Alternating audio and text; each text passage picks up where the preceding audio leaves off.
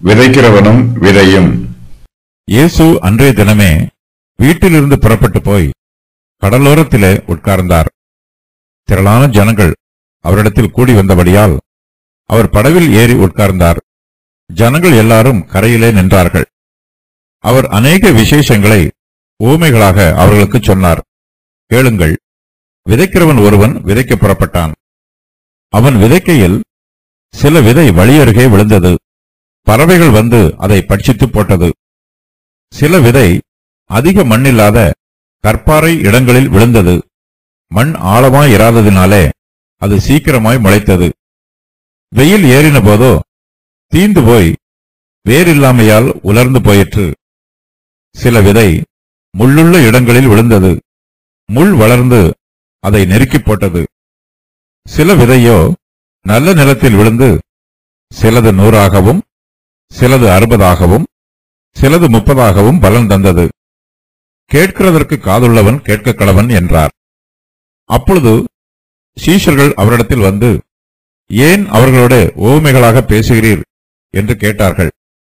அவர்களுக்கு அவர் பிரதியுத்தரமாக, பரலோக ராஜ்யத்தின் ரகசியங்களை அறியும்படி உங்களுக்கு அருளப்பட்டது, அவர்களுக்கோ அருளப்படவில்லை. உள்ளவன் எவனோ அவனுக்கு கொடுக்கப்படும், பரிபூரணமும் அடைவான். இல்லாதவன் எவனோ அவனிடத்தில் உள்ளதும் எடுத்துக் கொள்ளப்படும். அவர்கள் கண்டும் காணாதவர்களாயும் கேட்டும் கேளாதவர்களாயும் உணர்ந்து கொள்ளாதவர்களாயும் இருக்கிறபடியினால் நான் உவமைகளாக அவர்களோட பேசுகிறேன். ஏசாயாவின் தீர்க்க தரிசனம் அவர்களிடத்தில் நிறைவேறுகிறது. அதாவது, காதார கேட்டும் உணராதிருப்பீர்கள், கண்ணார கண்டும் அறியாதிருப்பீர்கள். இந்த ஜனங்கள் கண்களினால் காணாமலும் காதுகளினால் கேளாமலும் இருதயத்தினால் உணர்ந்து மனம் திரும்பாமலும் நான் அவர்களை ஆரோக்கியமாக்காமலும் இருக்கும்படியாக அவர்கள் இருதயம் கொளுத்திருக்கிறது. காதால் மந்தமாய் கேட்டு தங்கள் கண்களை மூடிக்கொண்டார்கள் என்பதே. உங்கள் கண்கள் காண்கிறதினாலும் உங்கள் காதுகள் கேட்கிறதினாலும் அவைகள் பாக்கியமுள்ளவைகள். அநேக தீர்க்கதரிசிகளும் நீதிமான்களும் நீங்கள் காண்கிறவைகளை காணவும் நீங்கள் கேட்கிறவைகளை கேட்கவும் விரும்பியும் காணாமலும் கேளாமலும் போனார்கள் என்று மெய்யாகவே உங்களுக்கு சொல்லுகிறேன். ஆகையால் விதைக்கிறவனை பற்றிய உவமையை கேளுங்கள். ஒருவன் ராஜ்யத்தின் வசனத்தை கேட்டும் உணராதிருக்கும்போது பொல்லாங்கன் வந்து அவன் இருதயத்தில் விதைக்கப்பட்டதை பறித்துக் கொள்கிறான். அவனே வழியருகே விதைக்கப்பட்டவன். கற்பாறை இடங்களில் விதைக்கப்பட்டவன் வசனத்தை கேட்டு உடனே அதை சந்தோஷத்தோடு ஏற்றுக்கொள்கிறவன். ஆகிலும் தனக்குள்ளே வேறில்லாதவனாய் கொஞ்ச காலம் மாத்திரம் நிலைத்திருப்பான். வசனத்தின் நிமித்தம் உபத்திரவமும் துன்பமும் உண்டானவுடனே இடறல் அடைவான். முள்ளுள்ள இடங்களில் விதைக்கப்பட்டவன் வசனத்தை கேட்கிறவனாயிருந்தும் உலக கவலையும் ஐஸ்வர்யத்தின் மயக்கமும் வசனத்தை நெருக்கி போடுகிறதினால் அவனும் பலனற்று போவான். நல்ல நிலத்தில் விதைக்கப்பட்டவனோ வசனத்தை கேட்கிறவனும் உணர்கிறவனுமாயிருந்து 100ஆகவும் 60ஆகவும் 30ஆகவும் பலன் தருவான் என்றார். அன்றைய தினமே இயேசு வீட்டிலிருந்து புறப்பட்டு போய் கடல் ஓரத்திலே உட்கார்ந்தார். மத்தேயு 12ஆம் அதிகாரத்தில் இயேசு கிறிஸ்து பிரசங்கம் பண்ணிய அந்த நாளின் தொடர்ச்சியாக இந்த அதிகாரம் எழுதப்பட்டிருக்கிறது. நன்மை செய்வதில் இயேசு கிறிஸ்து ஒருபோதும் சோர்ந்து போவதில்லை. காலை முதல் மாலை வரையிலும் இயேசு ஓய்வில்லாமல் பிரசங்கம் செய்து கொண்டிருக்கிறார். காலை வேளையில் அவர் செய்த பிரசங்கத்தை தொடர்ந்து மதிய வேளையில் அவர் பிரசங்கம் செய்கிறார். இது ஏற்கனவே செய்த பிரசங்கத்தை மறுபடியும் உறுதி பண்ணுவதாக இருக்கிறது. ஒரு சுவற்றில் ஆணி அடிக்கும் போது மறுபடியுமாக சுத்தியலால் அடித்து அந்த ஆணியை சுவற்றில் இருக்குவது போல இயேசு கிறிஸ்துவின் பிரசங்கம் உள்ளது. இயேசு கிறிஸ்து மறுபடியும் பிரசங்கம் செய்து பரலோகத்தின் சத்தியங்களை ஜனங்களின் உள்ளத்தில் பதிய வைக்கிறார். காலை வேளையில் இயேசு கிறிஸ்து பிரசங்கம் செய்தபோது பரிசேயரும் வேத பாரகரும் அவருக்கு எதிர்த்து நின்றார்கள். அவருடைய பிரசங்கத்திற்கு இடையூறு உண்டாயிற்று. ஆயினும் இயேசு தமது பிரசங்க ஊழியத்தை நிறுத்தி விடாமல் தொடர்ந்து ஊழியம் செய்து கொண்டிருக்கிறார். மறுபடியுமாக அதே நாளில் மாலை வேளையில் வேறொரு இடத்தில் இயேசு கிறிஸ்து பிரசங்கம் செய்கிறார். அப்போது அவருடைய பிரசங்கத்திற்கு இடையூறு உண்டாகவில்லை. தேவனுடைய ஊழியத்தை நாமும் சோர்வில்லாமல் உற்சாகமாக செய்ய வேண்டும். அதை ஆர்வத்தோடும் தைரியமாகவும் செய்ய வேண்டும். சாத்தானின் சூழ்ச்சிகளுக்கு பயந்துவிடக்கூடாது. சாத்தானை எதிர்த்து நிற்கும் போது அவன் நம்மை விட்டு ஓடிப்போவான். படவில் இயேசு. திரளான ஜனங்கள் அவரிடத்தில் கூடி வந்தபடியால் அவர் படவில் ஏறி உட்கார்ந்தார். ஜனங்கள் எல்லோரும் கரையில் நின்றார்கள். திரளான ஜனங்கள் இயேசு கிறிஸ்துவிடம் கூடி வருகிறார்கள். இவர்களே இயேசு கிறிஸ்துவின் பிரசங்கத்தை கேட்பதற்காக கூடி வந்திருக்கிறவர்கள். இவர்களிடத்தில் ஆடம்பரமோ அதிகாரமோ இல்லை. சாதாரண ஜனங்கள். ஆனால் பரிசுத்த ஆவியானவர் இவர்களுடைய உள்ளத்தில் கிரியை நடப்பிக்கிறார். சாதாரண ஜனங்களே கிறிஸ்துவின் சுவிசேஷத்தை கேட்பதற்கு தங்களுடைய இருதயத்தை திறந்து கொடுக்கிறார்கள். இயேசு கிறிஸ்து கடலோரத்தில் உட்கார்ந்திருக்கிறார். அந்த வேளையில் திரளான ஜனங்கள் அவரிடத்தில் கூடி வருகிறார்கள். ராஜா எங்கே இருக்கிறாரோ அங்கே அவருடைய ராஜ சபை கூடும். கிறிஸ்து எங்கே இருக்கிறாரோ அங்கேதான் அவருடைய சபை கூடும். அது மாளிகையாக இருந்தாலும் கடல் ஓரமாக இருந்தாலும் இயேசு கிறிஸ்து இருக்கும் இடமே சபை கூடி வரும் இடமாகும். கர்த்தருடைய வார்த்தையினால் நன்மையை பெற்றுக் கொண்டவர்கள் அந்த வார்த்தைக்கு கீழ்ப்படிந்து ஜீவிக்க வேண்டும். பழைய ஏற்பாட்டு காலத்தில் உடன்படிக்கை பெட்டியை இஸ்ரவேல் ஜனங்கள் பின்பற்றி சென்றது போல நாமும் கர்த்தருடைய வார்த்தைக்கு கீழ்ப்படிந்து அவரை பின்பற்ற வேண்டும். இயேசு கிறிஸ்து தாம் இருந்த கடல் ஓரத்திலேயே அவர்களுக்கு பிரசங்கம் பண்ண தீர்மானம் பண்ணுகிறார். அவருடைய வீட்டில் திரளான ஜனங்கள் அமர்ந்து பிரசங்கத்தை கேட்பதற்கு அந்த இடம் போதாது. ஆகையினால் அவர் வீட்டை விட்டு வெளியேறி திறந்த வெளிக்கு வருகிறார். அவருக்கென்று குடியிருக்க சொந்தமாக வீடு இல்லை. அதே போல அவருக்கென்று பிரசங்கம் பண்ணவும் சொந்தமாக ஒரு சபை இல்லை. கர்த்தரை நாம் ஆராதிக்கும் போது ஆலயத்திற்கு முக்கியத்துவம் தராமல் கர்த்தருக்கே முக்கியத்துவம் தர வேண்டும். ஆலயத்தின் வசதிகளை பற்றி அதிக கவனம் செலுத்தாமல் நமது ஆராதனை கர்த்தரை மாத்திரமே துதிப்பதாக இருக்க வேண்டும். கர்த்தர் நமக்கு கொடுக்கும் இடத்தில் மன திருப்தியோடு இருந்து அவரை உள்ளத்தின் ஆழத்தில் இருந்து விடுதலையோடு ஆராதிக்க வேண்டும். இயேசு கிறிஸ்து பிறந்தபோது சத்திரத்தில் அவருக்கு தங்க இடமில்லை. அங்கு கூட்டம் அதிகமாக இருந்தது. அவர் ஒரு மாட்டுத் தொழுவத்தில் பிறந்தார். அங்கு அவருக்கு வசதி எதுவும் இல்லை. தாம் பிறந்த இடத்தை பற்றி இயேசு கிறிஸ்து ஒருபோதும் குறை கூறியதில்லை. இயேசு கிறிஸ்து இப்போது கடல் ஓரத்தில் பிரசங்கம் பண்ணுகிறார். அவர் ஒரு படவில் ஏறி உட்கார்ந்திருக்கிறார். ஜனங்கள் எல்லோரும் கரையிலே நிற்கிறார்கள். கடற்கரையில் கட்டுப்பாடு எதுவும் இல்லை. ஆனால் ஜெப ஆலயத்திலோ சில கட்டுப்பாடுகள் இருந்தன. இயேசுவின் பிரசங்கத்தை கேட்பதற்கு எல்லோரும் வரலாம்.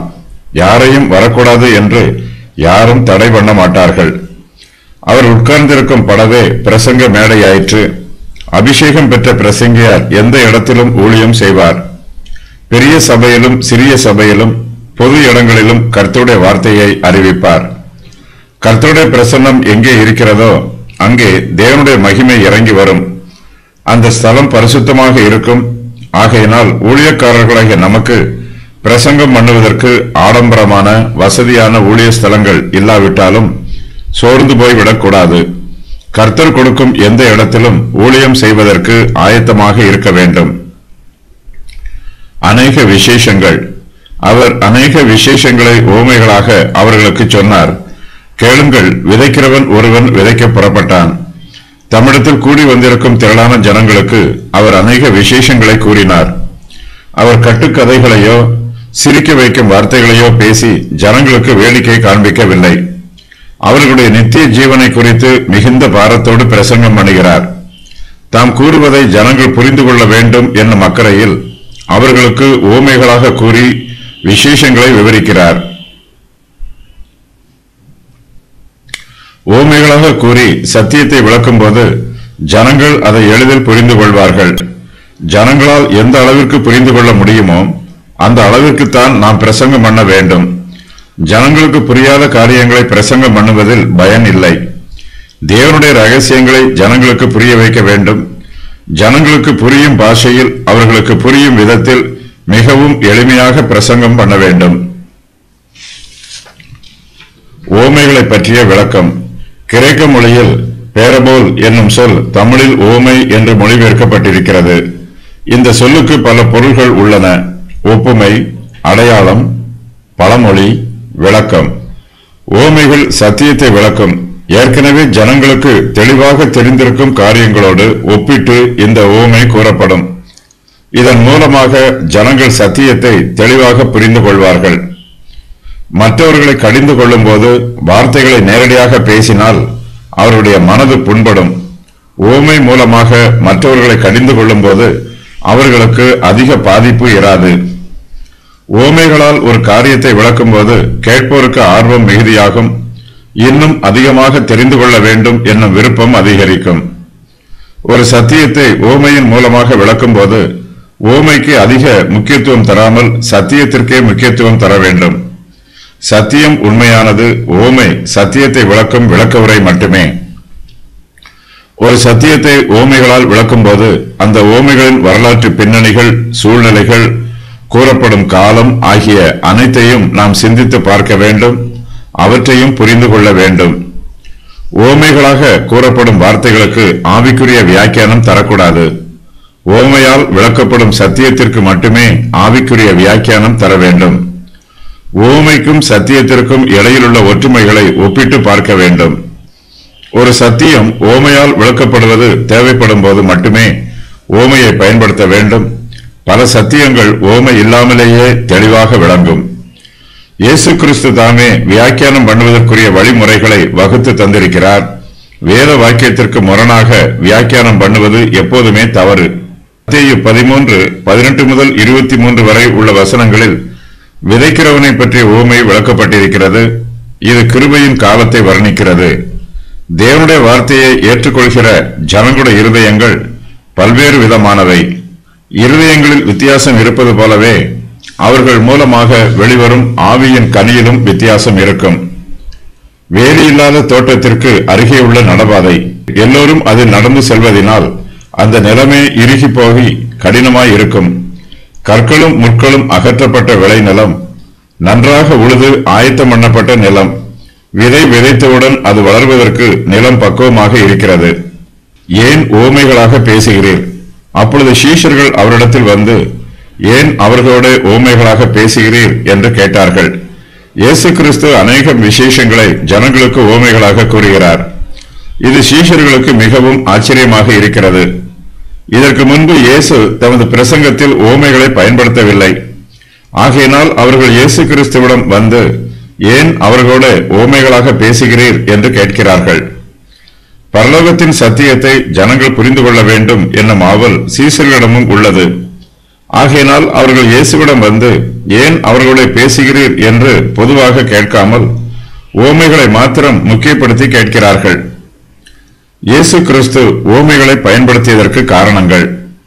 ஜனங்கள் மத்தியில் ஆர்வத்தை ஏற்படுத்தி சத்தியத்தை வெளிப்படுத்துவதற்காக, ஆர்வத்தோடு கேட்பவர்களுக்கு புதிய சத்தியத்தை அறிவிப்பதற்காக, ஏற்கனவே தெரிந்து வைத்திருக்கும் காரியங்களோடு ஒப்பிட்டு ரகசியங்களை வெளிப்படுத்துவதற்காக, கலகக்காரர்களுக்கு சத்தியத்தை அவர்கள் புரிந்து கொள்ளாதவாறு மறைப்பதற்காக, சத்தியத்தை நேசிக்கிறவர்களுக்கும் இன்னும் அதிகமாக சத்தியத்தை தெரிந்து கொள்ள விரும்புகிறவர்களுக்கும் அதிகமான சத்தியங்களை உபதேசம் பண்ணுவதற்காக, சத்தியத்தை விரும்பாமல் அதை விரோதிக்கும் ஜனங்களிடமிருந்து சத்தியத்தை தனியே பிரித்து செல்வதற்காக, தீர்க்க தரிசனத்தை நிறைவேற்றுவதற்காக. பரலோக ராஜ்யத்தின் ரகசியங்கள். அவர்களுக்கு அவர் பிரதியுத்தரமாக, பரலோக ராஜ்யத்தின் ரகசியங்களை அறியும்படி உங்களுக்கு அருளப்பட்டது, அவர்களுக்கோ அருளப்படவில்லை. சீசர்களின் கேள்விக்கு இயேசு கிறிஸ்து விரிவாக பதில் கூறுகிறார். தேவனுடைய காரியங்கள் ஜனங்களுக்கு எளிதாக புரிய வேண்டும். அதை அவர்களுக்கு விளக்கி கூற வேண்டும். ஜனங்களுடைய உள்ளத்திலும் பிரசங்கத்தை கேட்க வேண்டும் என்னும் ஆர்வம் ஏற்பட வேண்டும். ஜனங்கள் ஆர்வமில்லாமல் இருந்தால் அவர்களிடத்தில் எதை பேசினாலும் அவர்கள் கவனிக்க மாட்டார்கள். ஆர்வமில்லாத ஜனங்கள் எதையும் ஏற்றுக்கொள்ள மாட்டார்கள். ஆகையினால் இயேசு கிறிஸ்து இந்த ஜனங்களோடு உவமைகளாக பேசுகிறார். இயேசு கிறிஸ்துவின் உவமைகள் அக்னி ஸ்தம்பத்தையும் மேக ஸ்தம்பத்தையும் போல இருக்கிறது. மேக ஸ்தம்பம் எகிப்தியருக்கு இருளை கொடுத்து, அக்னி ஸ்தம்பம் இஸ்ரவேலருக்கு வெளிச்சத்தை கொடுத்து அவர்களை ஆறுதல் படுத்திற்று. அதுபோல இயேசு கிறிஸ்து கூறும் உவமைகள் தேவனுடைய ரகசியங்களை அவர்களுக்கு வெளிச்சத்தில் வெளிப்படுத்தி ஆறுதலை கொடுக்கிறது. பரலோக ராஜ்யத்தின் ரகசியங்களை அறியும்படி சீஷர்களுக்கு அருளப்பட்டிருக்கிறது. ஆனால் திரளான ஜனங்களுக்கோ அது அருளப்படவில்லை. சீஷர்களிடம் தேவனை பற்றிய ஞானமும் அவருடைய வார்த்தையை பற்றிய அறிவும் உள்ளது. ஆனால் ஜனங்களிடமோ இந்த ஞானமில்லை. ஜனங்கள் பேதைகளாக இருக்கிறார்கள், பாலை பருகும் சிறு குழந்தைகளைப் போல இருக்கிறார்கள். சிறு குழந்தைகளுக்கு பாலைத்தான் போஜனமாக கொடுக்க முடியும். கடினமான உணவு அவர்களுக்கு செமிக்காது. இயேசு கிறிஸ்து இதை உணர்ந்து தம்மிடத்தில் கூடி வந்திருக்கும் திரளான ஜனங்களுக்கு பரலோக ராஜ்யத்தின் ரகசியங்களை மிகவும் எளிமையாக விளக்கி கூறுகிறார். அவர்களுக்கு கண்கள் இருந்தும் அதை பயன்படுத்த தெரியாதவர்களாக இருக்கிறார்கள். சீஷர்கள் இயேசுவோடு கூடவே இருப்பதினால் அவர்களுக்கு சுவிசேஷத்தின் ரகசியங்களை பற்றிய தெளிவு இருக்கிறது. ஓமைகளாக கூறினாலும் நேரடியாக கூறினாலும் சீஷர்கள் சுவிசேஷத்தின் ரகசியங்களை புரிந்து கொள்கிறார்கள். ஆனால் பொதுவான ஜனங்களுக்கோ சுவிசேஷத்தின் ரகசியங்களை பற்றி ஒன்றும் தெரியாது. பக்குவமாக அவர்களுக்கு எடுத்து கூறினால்தான் தேவ ரகசியம் புரியும். கர்த்தர் கூறும் ஓமைகள் ஒரு பழத்தை பாதுகாக்கும் மேல் தோலை போன்றது. சோம்பேறியாக இருக்கிறவர்கள் பழத்தை உரித்து சாப்பிட மனதில்லாதவர்களாக இருப்பார்கள். பழம் வேண்டும் என்று விரும்புகிறவர்களோ அதன் தோலை உரித்து அதற்குள் பக்குவமாக பாதுகாக்கப்பட்டிருக்கும் பழத்தை விரும்பி புசிப்பார்கள். பரலோக ராஜ்யத்தின் ரகசியங்கள் சீஷர்களுக்கு கிருபையாக வெளிப்படுத்தப்பட்டிருக்கிறது. அவர்கள் இயேசுவோடு கூட இருப்பதினால் அந்த ரகசியங்களோடும் கூடவே இருக்கிறார்கள். தேவன் கொடுக்கும் முதலாவது வரமே அவருடைய ஞானம்தான். கர்த்தருக்கு பயப்படுவதே ஞானத்தின் ஆரம்பம். அப்போஸ்தலர்கள் தெய்வீக ஞானத்தை கிறிஸ்துவிடம் இருந்து பெற்றுக்கொண்டார்கள். அவர்கள் கிறிஸ்துவோடு கூடவே இருந்து அவரை நெருக்கமாக பின்பற்றி தேவ ஞானத்தை பெற்றுக்கொண்டார்கள். நாமும் இயேசு கிறிஸ்துவோடு நெருங்கி வந்து ஜெபத்தில் அவரோடு அந்யோன்யமாக சம்பாஷணை பண்ணும்போது சுவிசேஷத்தின் ரகசியங்கள் நமக்கும் தெளிவாகும். இந்த உலகத்தில் உள்ள எல்லா ஞானத்தையும் விட சுவிசேஷத்தின் ரகசியத்தை அறியும் ஞானமே பிரதானமானது. இயேசு கிறிஸ்துவை மெய்யாக பின்பற்றுகிற எல்லா விசுவாசிகளுக்கும் இந்த தெய்வீக ஞானம் கொடுக்கப்படும். முன்பு ரகசியமாகவும் மறைபொருளாகவும் இருந்தவை இப்பொழுது தேவனுடைய பிள்ளைகளுக்கு தெளிவாக விளக்கப்பட்டிருக்கிறது. இயேசு கிறிஸ்துவின் சத்தியத்தை ஏற்றுக்கொள்கிறவர்களுக்கு எதுவுமே மறைபொருளாக இராது. நாம் ஜீவிக்கும் காலத்தில் களையும் பயிரும் சேர்ந்திருக்கிறது. நல்ல நிலமும் மோசமான நிலமும் சேர்ந்தே இருக்கிறது. நீதிமான்களும் துன்மார்க்கரும் சேர்ந்தே இருக்கிறார்கள். இக்காலத்தின் முடிவில் இவர்கள் பிரிக்கப்படுவார்கள். துன்மார்க்கர் நரகத்திற்கு அனுப்பப்படுவார்கள். நீதிமான்களோ தேவனுடைய ராஜ்யத்தை சுதந்திரித்துக் கொள்வார்கள். உள்ளவனும் இல்லாதவனும், உள்ளவன் எவனோ அவனுக்கு கொடுக்கப்படும் பரிபூரணமும் அடைவான். இல்லாதவன் எவனோ அவனிடத்தில் உள்ளதும் எடுத்துக் கொள்ளப்படும். தேவன் தமது வரங்களை தம்முடைய சித்தத்தின் பிரகாரமாக விசுவாசிகளுக்கு பகிர்ந்து கொடுக்கிறார். இவற்றை பகிர்ந்து கொடுக்கும் போது தாம் கடைபிடிக்கும் நியதிகளை இயேசு இங்கு விவரிக்கிறார். வரங்களை பெற்றுக்கொண்டவர்கள் அதை பயன்படுத்தி வளப்படுத்தினால் அவர்களுக்கு மேலும் அதிகமான வரங்களை கொடுப்பார். வரங்களை பெற்றுக்கொண்டவர்கள் அதை பயன்படுத்தாமல் பூமியில் புதைத்து வைத்துவிட்டால் ஏற்கனவே கொடுத்த வரங்களையும் அவர்களிடமிருந்து எடுத்துக்கொள்வார். ஆகையினால் வரங்களை பெற்றிருக்கிறவன் அவற்றை பயன்படுத்த வேண்டும். உள்ளவன் எவனோ அவனுக்கு கொடுக்கப்படும். பயன்படுத்துகிறவர்களுக்கு மேலும் அதிகமாக கொடுக்கப்படும்.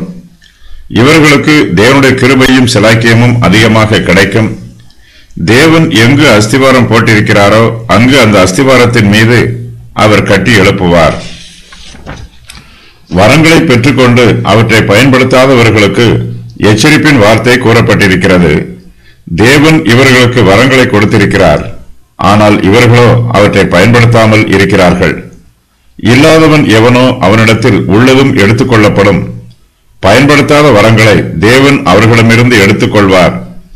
நம்முடைய கரங்களில் இருந்து தாம் கொடுத்த தாளந்துகளை தேவன் எடுத்துக்கொண்டால் நமது நிலைமை பரிதாபமாக இருக்கும்.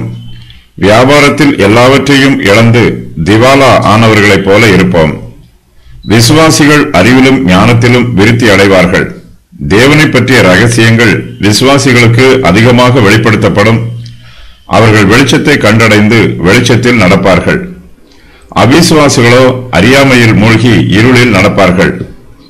மனுஷனுடைய அவிசுவாசத்தினாலும் இருதயத்தின் கலக குணத்தினாலும் இவர்களுக்கு இப்படிப்பட்ட பரிதாபமான சூழ்நிலை வரும். இது சாத்தானின் கிரியை. காணாதவர்களும் கேளாதவர்களும், அவர்கள் கண்டும் காணாதவர்களாயும் கேட்டும் கேளாதவர்களாயும் உணர்ந்து கொள்ளாதவர்களாயும் இருக்கிறபடியினால் நான் உவமைகளாக அவர்களோட பேசுகிறேன். இயேசு கிறிஸ்து இரண்டு விதமான ஜனங்களை பற்றி இங்கு குறிப்பிடுகிறார். இவர்கள் மத்தியில்தான் இயேசு கிறிஸ்து ஊழியம் செய்கிறார். ஒரு சிலர் வேண்டுமென்றே பேதைகளாக இருக்கிறார்கள். இவர்களுக்கு என்ன சொன்னாலும் புரியாது. இவர்கள் காண்கிறார்கள், ஆனால் எதையும் பார்ப்பதில்லை. கிறிஸ்துவனுடைய உபதேசத்தின் மூலமாக வெளிப்படும் சுவிசேஷத்தின் ரகசியங்களை இவர்கள் காணாதபடிக்கு தங்கள் கண்களை மூடிக்கொள்கிறார்கள். இவர்களுடைய கண்கள் மூடப்பட்டு அந்தகார இருளில் இருக்கிறார்கள். இப்படிப்பட்டவர்களிடத்தில் இருந்து தேவன் தமது சுவிசேஷத்தின் ரகசியம் என்னும் வெளிச்சத்தை அகற்றி போடுகிறார். இவர்கள் தாங்களாகவே வேண்டுமென்றே சுவிசேஷத்திற்கு தங்கள் கண்களை மூடிக்கொண்டவர்கள். இவர்கள் ஆவிக்குரிய குருடர்களாகவும் செவிடர்களாகவும் இருக்கிறார்கள். இவர்கள் தங்கள் காதுகளால் கேட்கிறார்கள், ஆனால் தாங்கள் கேட்ட சத்தியத்தின் பொருளை உணராதிருக்கிறார்கள். இவர்கள் தங்கள் கண்களால் காண்கிறார்கள், ஆனால் தாங்கள் கண்டதை தங்களுடைய உள்ளத்தில் அறியாதிருக்கிறார்கள். அவர்களால் காண முடியும், ஆனால் காண மறுக்கிறார்கள். அவர்களால் கேட்க முடியும், ஆனால் கேட்க மறுக்கிறார்கள். அவர்களால் புரிந்து கொள்ள முடியும், ஆனால் சத்தியத்தை ஏற்றுக்கொள்ள மறுக்கிறார்கள்.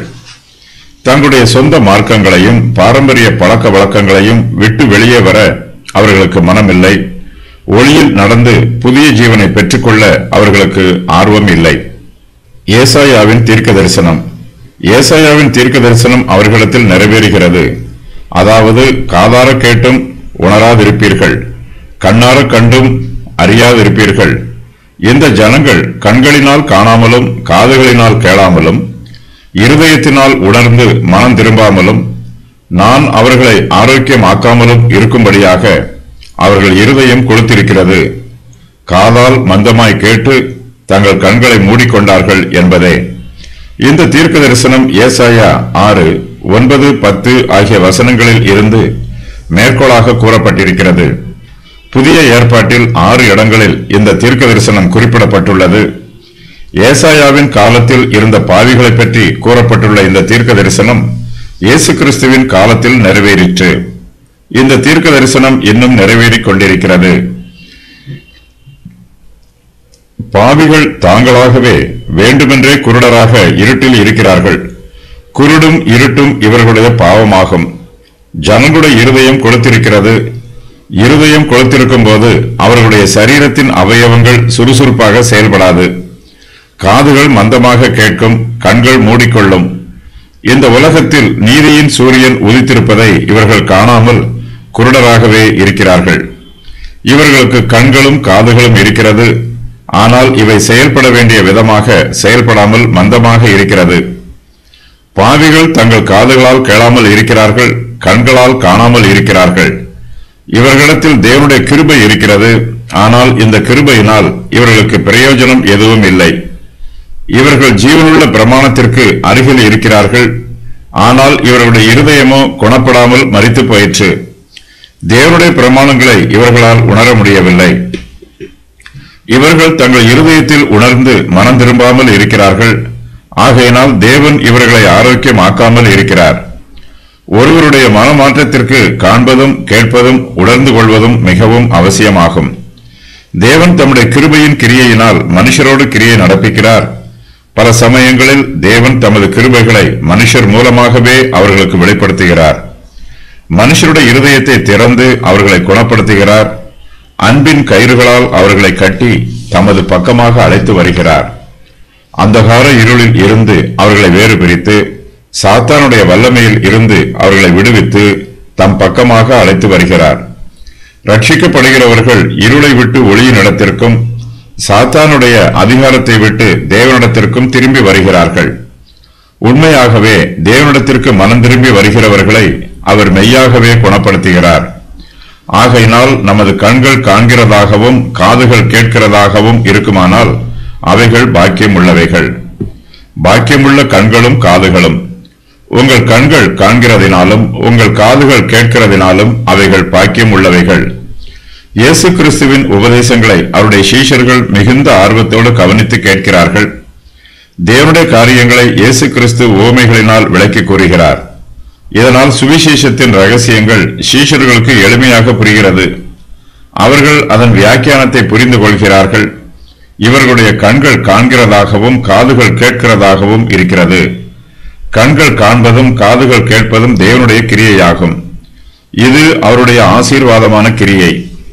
நாம் தேவனுடைய வல்லமையினால் நிரப்பப்படும் போது நமது கண்கள் தெளிவாக காணும், காதுகள் தெளிவாக கேட்கும். இப்போது இருளில் பார்க்கிற ரகசியங்களை ஏற்ற காலத்தில் முகம் முகமாக தரிசிப்போம். அப்போது மங்கலாக இருப்பவையெல்லாம் வெளிச்சமாக இருக்கும். அப்போஸ்தலர்கள் மற்றவர்களுக்கு உபதேசம் பண்ண வேண்டியவர்கள்.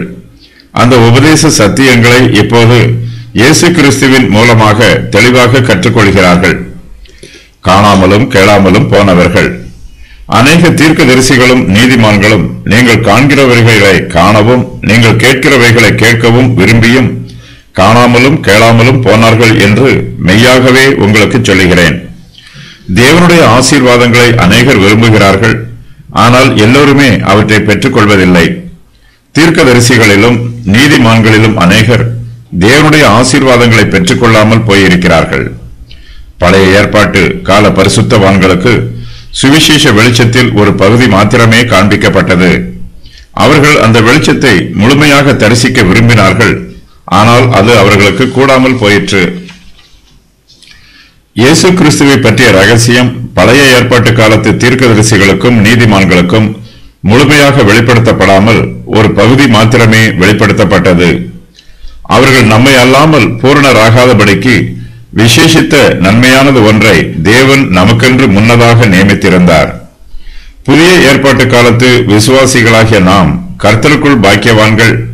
நாம் அனுபவிக்கும் சிலாக்கியத்தை நமது உள்ளத்தில் புரிந்து கொள்ள வேண்டும். சுவிசேஷத்தின் மூலமாக நமக்கு வெளிப்படுத்தப்பட்டிருக்கும் ரகசியங்கள் மிகவும் விசேஷமானது. பழைய ஏற்பாட்டு காலத்து பரிசுத்தவான்களுக்கு கிடைக்காத மிகப்பெரிய சிலாக்கியம் நமக்கு கிடைத்திருக்கிறது. விசுவாசிக்கிறவர்களுக்கு தேவனுடைய ஆசீர்வாதங்கள். மனம் திரும்புதலும் புதிய சிருஷ்டியும் கர்த்தரோடு நடப்பதும். சரீர சுகமாதல், இயேசு கிறிஸ்துவுக்குள் புதிய ஆரோக்கியம். விதைக்கிறவனை பற்றிய ஓமை. ஆகையால் விதைக்கிறவனை பற்றிய ஓமையை கேளுங்கள். இயேசு கிறிஸ்து விதைக்கிறவனையும் விதையையும் ஓமையாக கூறுகிறார். அன்றாடம் நடைபெறும் சம்பவங்களை தமது உபதேசத்தில் பயன்படுத்துகிறார். சாதாரண ஜனங்களால் இந்த அளவிற்குத்தான் புரிந்து கொள்ள முடியும். ஜனங்களுக்கு புரிந்து கொள்ளும் விதமாக இயேசு கிறிஸ்து உபதேசம் பண்ண விரும்புகிறார். நமது பிரசங்கமும் ஜனங்களுக்கு புரிய வேண்டும். புரியாத பிரசங்கத்தை பிரசங்கிப்பதினால் யாருக்கும் பிரயோஜனமில்லை. இயேசு கிறிஸ்து உவமைகளை பயன்படுத்தி ஆவிக்குரிய காரியங்களை தெளிவுபடுத்துகிறார், எளிமையாக்குகிறார். நாம் புரிந்து கொள்வதற்கு ஏற்ற விதத்தில் விவரிக்கிறார். நம்முடைய அன்றாட வாழ்வில் நடைபெறும் காரியங்களை சிந்தித்து பார்த்து ஆவிக்குரிய சத்தியங்களை நாம் விளங்கிக் கொள்ளலாம். நமது கைகள் உலக பிரகாரமான வேலைகளை செய்வதில் சுறுசுறுப்பாக இயங்கிக் கொண்டிருக்கலாம். அந்த வேலைகளையே ஆவிக்குரிய சத்தியங்களை விளங்கிக் கொள்வதற்கு பயன்படுத்தும் போது நமது இருதயங்கள் பரலோகத்திற்கு நேராக திருப்பப்படும். தேவனுடைய வார்த்தை நம்மோடு பேசும். அவருடைய உபதேசம் நமக்கு தெளிவாகும். விதைக்கிறவனை பற்றிய ஓமையானது எல்லோருக்குமே புரிந்து கொள்ளும் விதத்தில் எழுதப்பட்டிருக்கிறது. கேளுங்கள். விதைக்கிறவன் ஒருவன் விதைக்க புறப்பட்டான். அவன் விதைக்கையில் சில விதை வழியருகே விழுந்தது. பறவைகள் வந்து அதை பட்சித்து போட்டது. சில விதை அதிக மண்ணில்லாத கற்பாறை இடங்களில் விழுந்தது. மண் ஆழமாய் இராததினாலே அது சீக்கிரமாய் முளைத்தது. வெயில் ஏறின போதோ தீந்து போய் வேரில்லாமையால் உலர்ந்து போயிற்று. சில விதை முள்ளுள்ள இடங்களில் விழுந்தது. முள் வளர்ந்து அதை நெருக்கி போட்டது.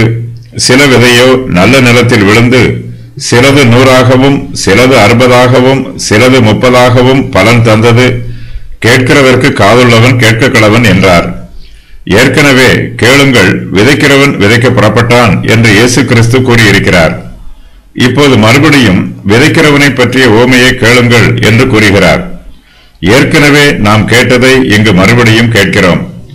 ஒரு சத்தியத்தை திரும்ப திரும்ப கேட்டால்தான் அது நமது உள்ளத்தில் பதியும். நான் கேட்டும் புரிந்து கொள்ளவில்லை என்றால் நாம் கேட்டதினால் எந்த பயனும் இல்லை.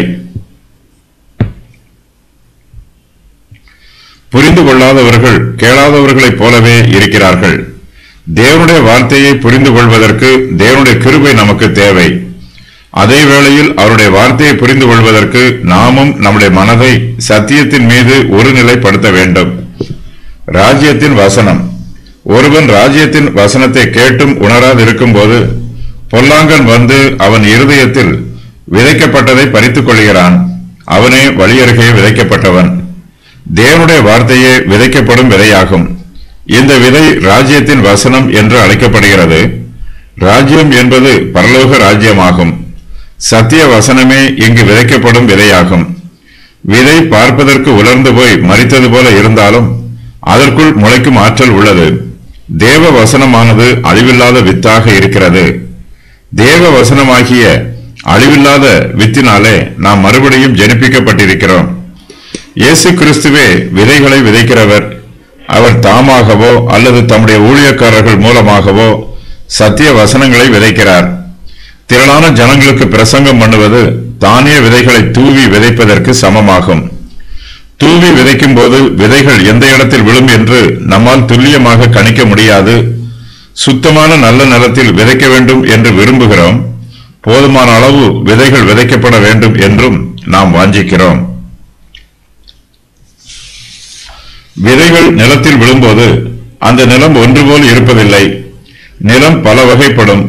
அதுபோல நாம் சத்திய வசனங்களை திரளான ஜனங்களுக்கு பிரசங்கம் பண்ணும்போது எல்லா ஜனங்களும் ஒன்று போல் இருப்பதில்லை. ஜனங்களுடைய இருதயத்தில் நாம் சத்திய வசனத்தை விதைக்கிறோம். சிலருடைய இருதயம் பக்குவமாக இருக்கும், சிலருடைய இருதயம் குணப்படாமல் இருக்கும். மனுஷருடைய இருதயம் நிலத்தை போல் இருக்கிறது. நல்ல கனியை கொடுப்பதற்காக செடியை வளரச் செய்யும் ஆற்றல் நிலத்திற்கு உண்டு. ஆனால் எல்லா நிலத்திலும் பயிர்கள் நன்றாக வளருவதில்லை. அது விதையின் குறையல்ல, நிலத்தின் குறை. மோசமான நிலத்தில் நாம் எத்தனை தடவை நல்ல விதைகளை விதைத்தாலும் அதனால் பயன் ஒன்றும் உண்டாகாது. எந்த விதையும் முளைக்காது, முளைத்தாலும் விரைவில் பட்டு போகும். இந்த நிலங்களைப் போலவே சிலருடைய இருதயமும் உள்ளது. அவர்களுக்கு எத்தனை தடவை சுவிசேஷத்தை பிரசங்கம் பண்ணினாலும் அவர்கள் ரட்சிக்கப்பட மாட்டார்கள், மனம் திரும்ப மாட்டார்கள். விதைக்கப்பட்ட விதைகளில் பல விதைகள் முளைக்காமல் வீணாக போனாலும் ஒரு சில விதைகள் நன்றாக முளைக்கும். அது போலவே நாம் ஜனங்களுக்கு சத்தியத்தை கூறும்போது பலர் ஏற்றுக்கொள்ளவில்லை என்றாலும் ஒரு சிலர் சுவிசேஷத்தை ஏற்றுக்கொண்டு ரட்சிக்கப்படுவார்கள். இயேசு கிறிஸ்துவின் பிரசங்கத்தை கேட்ட எல்லோருமே ரட்சிக்கப்படவில்லை. ரட்சிக்கப்படாமல் அவரை விட்டு விலகிப்போன ஜனங்களும் இருந்தார்கள். வழியருகே விழுந்த விதை. தானிய கதிர்கள் விளையும் நிலங்களில் நடந்து போவதற்கு பாதைகளை அமைத்திருப்பார்கள். இந்த பாதை பண்படுத்தப்படாமல் இருக்கும். கடினமான நிலமாக இருக்கும். விதையை தூவும் போது வழியருகே விழும் விதைகள் முளைக்காது. இந்த விதைகளால் வேறுவிட முடியாது. நிலம் கடினமாக இருக்கும். பறவைகள் வந்து அதை பட்சித்து போடும். வழியருகே உள்ள நிலத்தை போல ஒரு சிலர் வழியருகே விதைக்கப்பட்டவர்களாக இருக்கிறார்கள். அவர்கள் ராஜ்யத்தின் வசனத்தை கேட்கிறார்கள், ஆனால் அதை உணராது இருக்கிறார்கள். வசனத்தின் மீது கவனம் செலுத்துவதில்லை. வசனத்தை பற்றிக்கொள்ள விரும்புவதில்லை. ரட்சிக்கப்பட வேண்டும் என்னும் ஆவல் அவர்களிடத்தில் இல்லை. தங்கள் இருதயம் குணப்பட வேண்டும் என்னும் வாஞ்சையும் அவர்களிடத்தில் காணப்படவில்லை. அவர்கள் பிரசங்க செய்தியை கவனித்து கேட்பதில்லை. ஒரு காதில் கேட்டதை அடுத்த காது வழியாக அனுப்பிவிடுகிறார்கள். கேட்ட செய்தி அவர்களுடைய உள்ளத்திற்குள் செல்வதில்லை.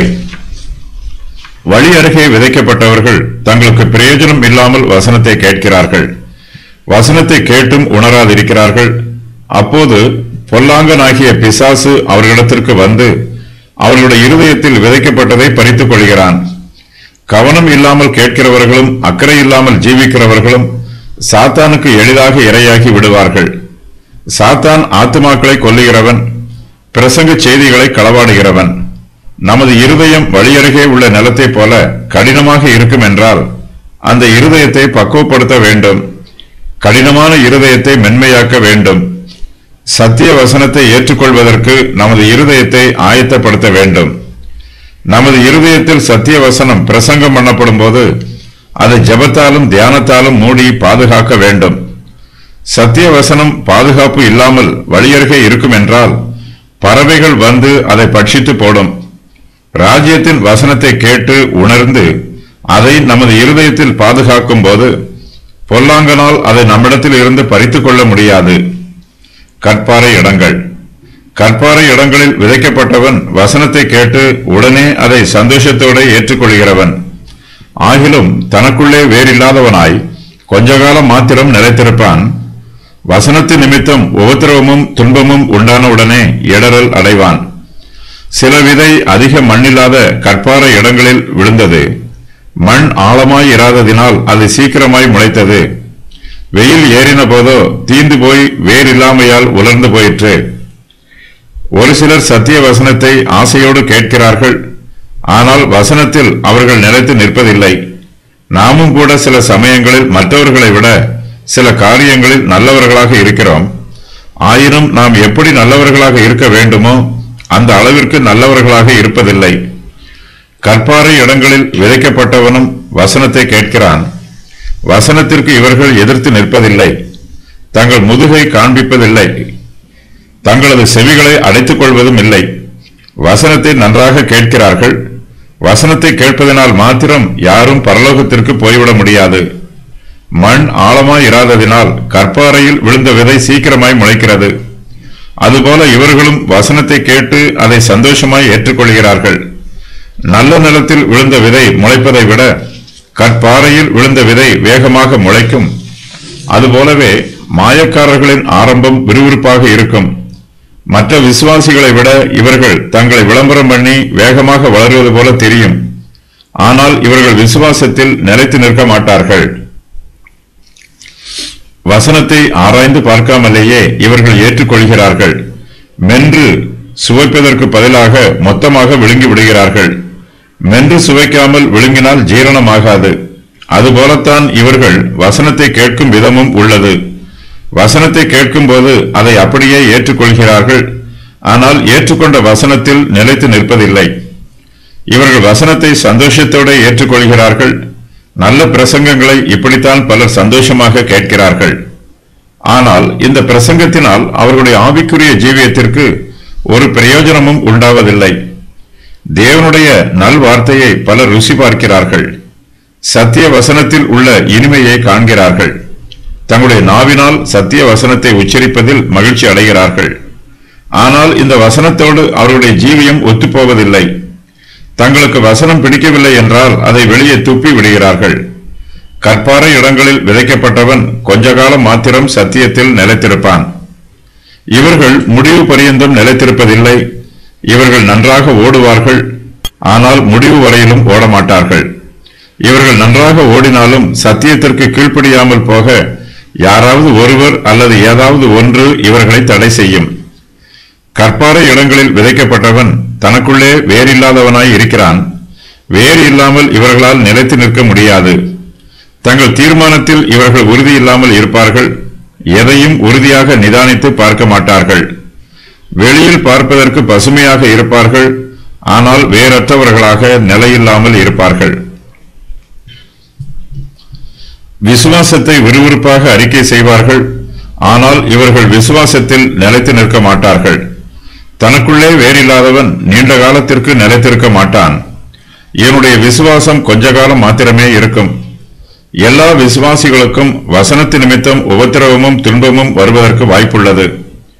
பிரச்சனை வந்தவுடனே இவர்கள் இடறல் அடைவார்கள். நல்ல வாய்ப்புகள் வரும்போது அதை தொடர்ந்து பிரச்சனை வருவதற்கும் வாய்ப்புள்ளது. அமைதியான கடலில் திடீரென்று புயல் அடிக்கும். ஒரு மனுஷனுக்கு வரும் உபத்திரவமும் துன்பமும் அவனை சோதித்து பார்க்கும். அவன் வசனத்தில் நிலைத்திருந்தால் உபத்திரவமும் துன்பமும் அவனை அசைப்பதில்லை. நமது ஆவிக்குரிய ஜீவியத்தில் உபத்திரவ காலத்திற்காகவும் துன்ப காலத்திற்காகவும் நாம் ஆயத்தத்தோடு இருக்க வேண்டும்.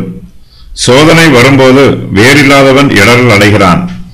இவர்கள் தங்களுடைய விசுவாச ஜீவியத்தோடு ஆரம்பத்தில் போராடுகிறார்கள்.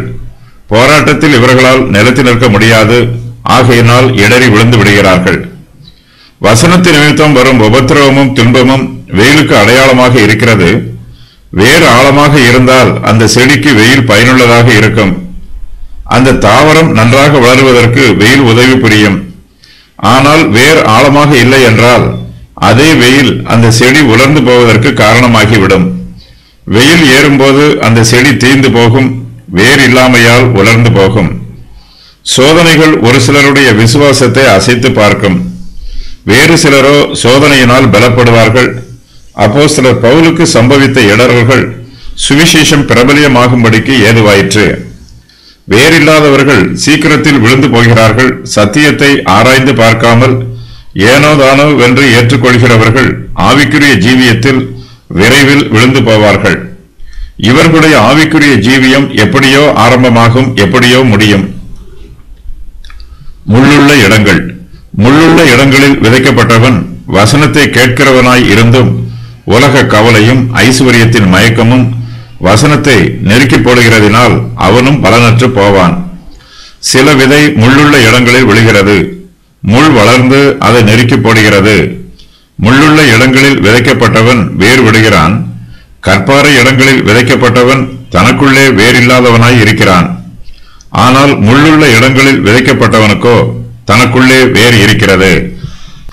வசனத்து நிமித்தம் வரும் உபத்திரவமும் துன்பமும் ஒரு மனுஷனை எப்படி அழித்து போடுகிறதோ அதுபோல உலக கவலையும் ஐஸ்வர்யத்தின் மயக்கமும் ஒரு மனுஷனை அழித்து போடும்.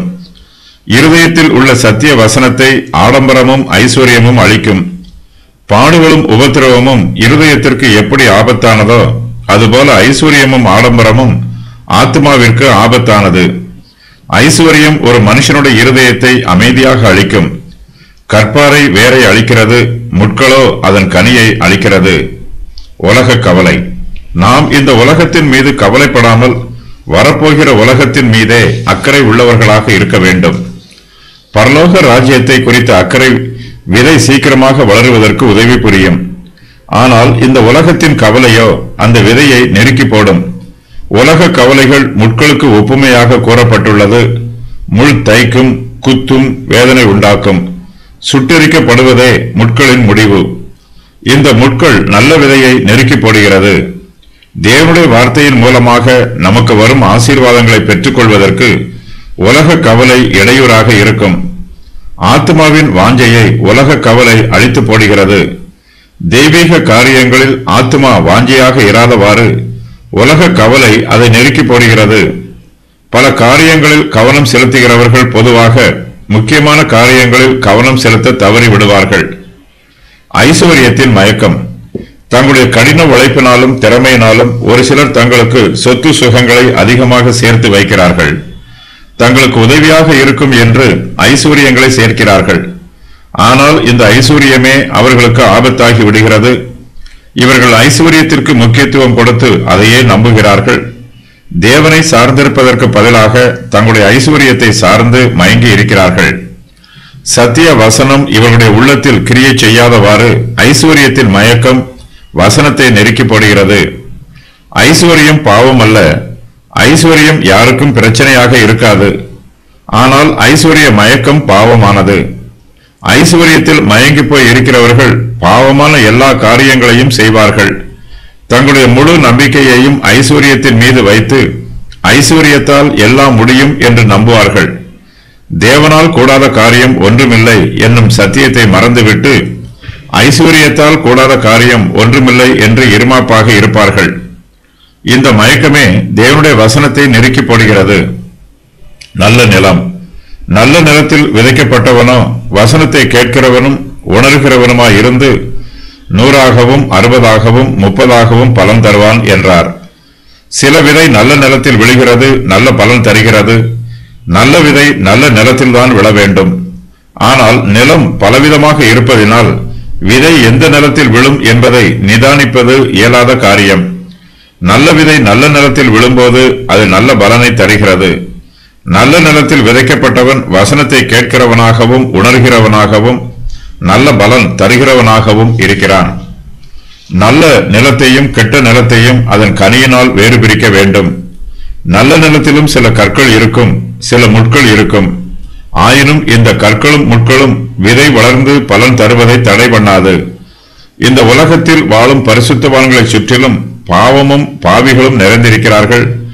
ஆனால் உலகத்தின் பாவங்கள் கர்த்தருடைய பரிசுத்தவான்களை ஆளுகை செய்வதில்லை. நல்ல நிலத்தில் விதைக்கப்பட்டவர்கள் சத்திய வசனத்தை கேட்டு அதை உணர்கிறார்கள்.